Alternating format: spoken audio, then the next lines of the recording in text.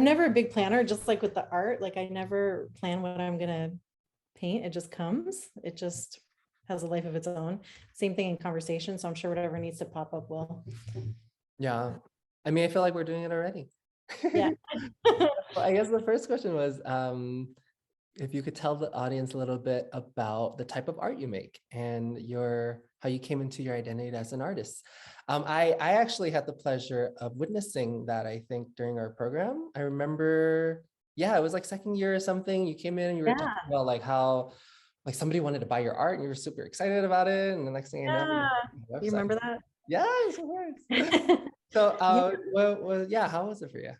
So basically I've always loved art, but I never really started doing it until I was in therapy. After my first year of therapy, my therapist was leaning more towards art therapy. And one day he just told me to just take the paints and go for it. And I did. And that's when I feel like me wanting to paint was birthed.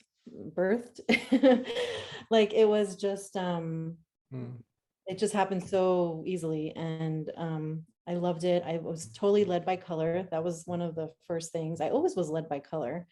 And I'm inspired by color. So I think that's where a lot of my inspiration comes from.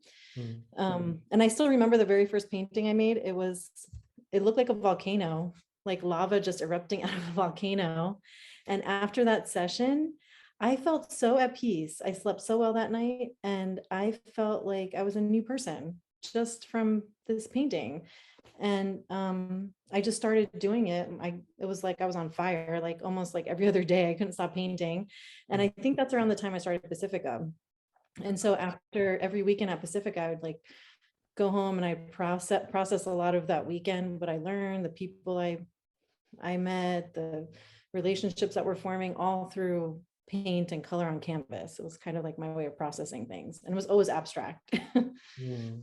But that's when I think it really started, the beginning of Pacifica.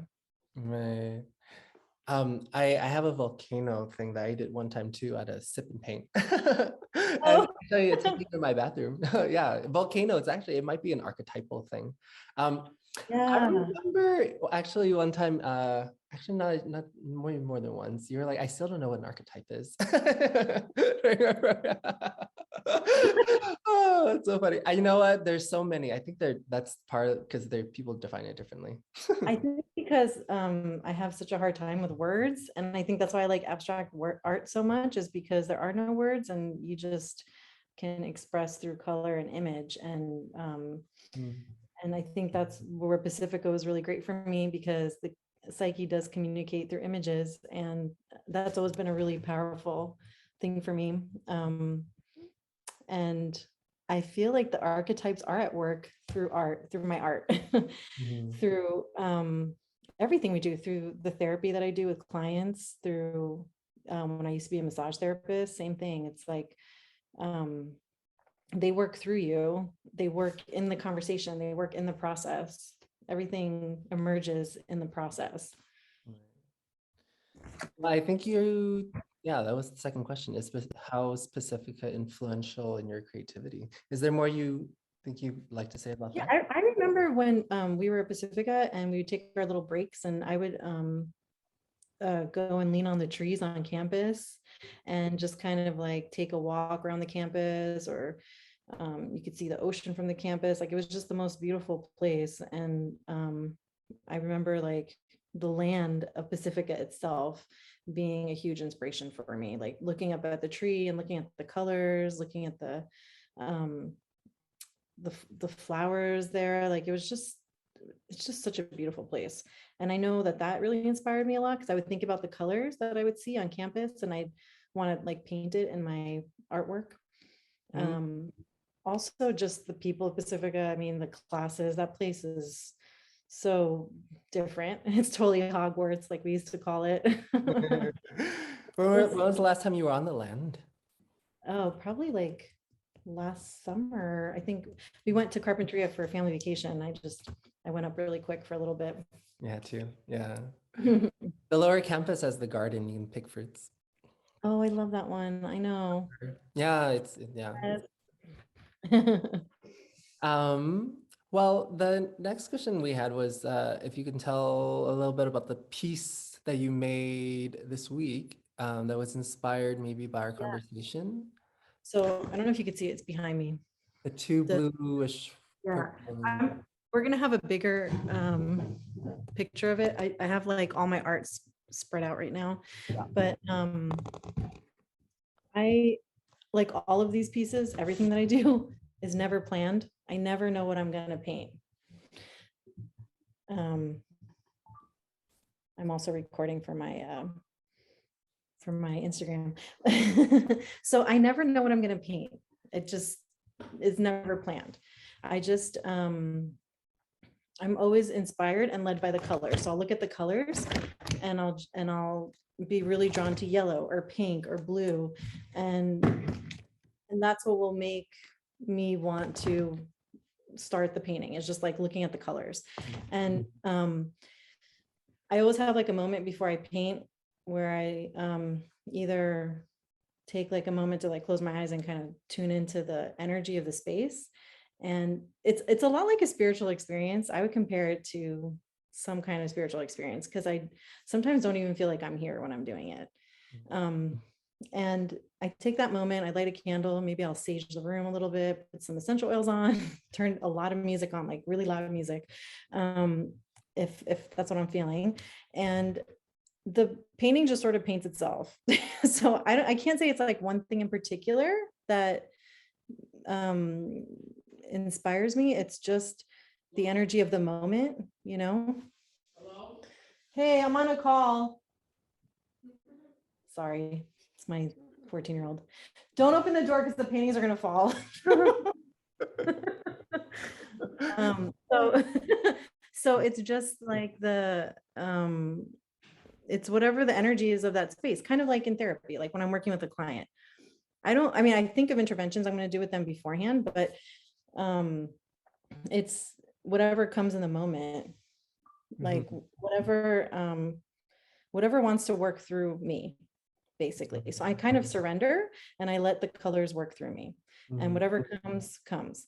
And also too, like I always liken it to the fact that like you and I are talking right now, but it's not just you and I talking. It's like our ancestors are with us, our whatever we had throughout the day, like that we carry with us is there. There's so much at play in our unconscious mind that's happening. So I feel like I tap in more to that part of being rather than waking life, like this is where we are, what we're at now and what we see now. It's more of like this other aspect of life that I feel like sometimes is more real and it makes me feel more connected to life. It's very primal and raw. Yeah, So it's going on all the time, right? Just all the time. yeah, like there's so much more going on than what we see. Right. Well, please creative process. Oh, well, specifically for those two pieces, can you talk a little bit more about Break it down. how it came to you, and then like I know that you did a little time lapse of it, and Oh yeah.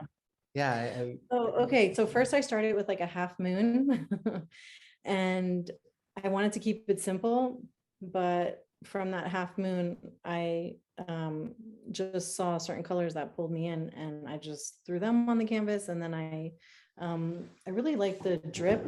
Here, let me show you. I'm gonna move this so you can see it. I just came from work, so I have like my work stuff on. Hold on one second.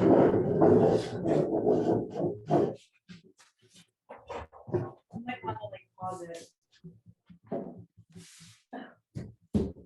So I've been pretty into my art lately. I've done a lot. they're huge.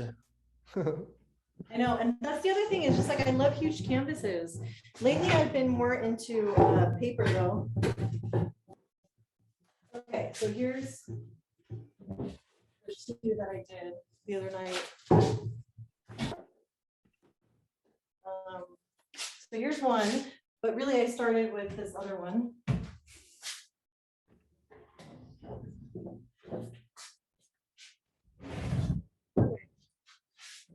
So Can you see it? Mm, I see one of them. Can you see? Okay. Oh, you can turn the computer. Oh, I'm looking at my phone. Sorry. Sorry. There we go. Oh, Yeah. Okay. Yeah. So I just started with like in the time lapse video, you'll see it was just sort of like a crescent, blue crescent. And then from there, it just evolved into more of a circular pattern with more space at the bottom for the dripping, because I love the dripping. all right. Well, I guess let the audience know a little bit about our conversation. We were talking about the circularity of time, and I've been feeling into the circularity of time, and then like the solar system and the satellite sort of catching the gravitational pull of the inner planets before launching out into the outer ones. And you were talking about, and I noticed that your art had a lot of orbs and things, and so that I was have a lot. Yeah, I don't know if you saw the other ones that I just moved. I had a bunch of little orbs and circles on them. I right, have right. them on stuff. Like This one's so you know easy. what? You can well, I'll send you the pictures and you can like put them in this video, maybe edit them in or something, and you'll see that like they're so huge, so they're hard to like move around right now, but Right, right. they're little dots, orbs, and everything. Could you kind of lift up whatever I'm on and just show them real quick? So, because you wanted a chance for the audience to maybe like pick as Oh, yeah. well, like the raffle winner, whoever is going to run. So there's this one that we've been talking about, and then there are some others in your studio here that Alex was just saying that she's open to the audience maybe selecting Sorry, from. not very I need to send you the pictures. I think it'll Right, be more yeah, clear. yeah, yeah. Well, we're gonna send the audience that for sure. But Okay. I'm looking at the time and I'm thinking maybe we should do a little visit of the website. So I'm gonna share screen, Okay. or not the website, but the Instagram your has on my yeah, story, you'll see all the new ones. right, that. So let me switch over. There we are. I'm showing them. Okay.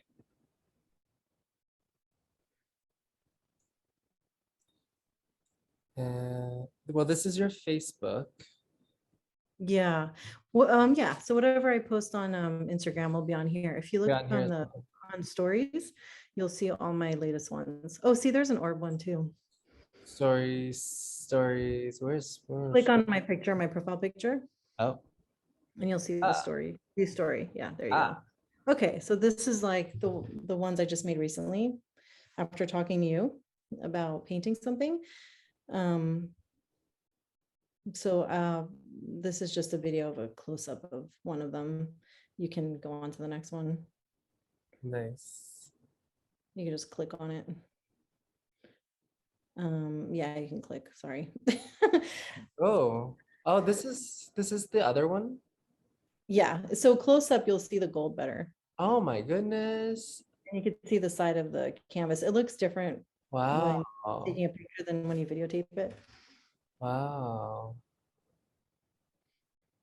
It's kind of long. Maybe we should forward to the other ones. I didn't know it was that. Ah, Okay, so see, this is one of my old ones from like when I was at Pacifica. I did this 48 by 60, and you'll see kind of like circles in a lot of what I do. yeah. I just wrote the sizes. See a lot of like dots and circles. I just go straight to that for some reason. I always have more Mhm. dots and circles. There we It's go. a big orb. And like crescent eclipsey looking things too. Hmm. This is what I currently have now that could be auctioned off, any of these. Yeah, so that's what I have here right now, but I can also send you pictures and videos of each one. And there's Yeah. another one, you could see the orbs in that one. Oh, and there's the Yeah, crescent. this one. Someone in LA has this one.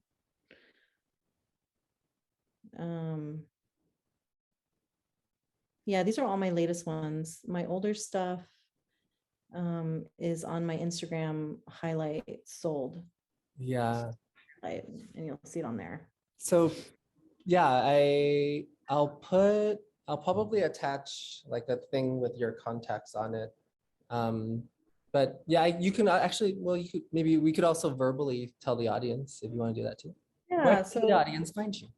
Abstract Art by Alexandra on Instagram and Facebook. And I have a website that Min has linked up here, abstract art dot by Alexandra. It's a link tree site. I'm still working on it.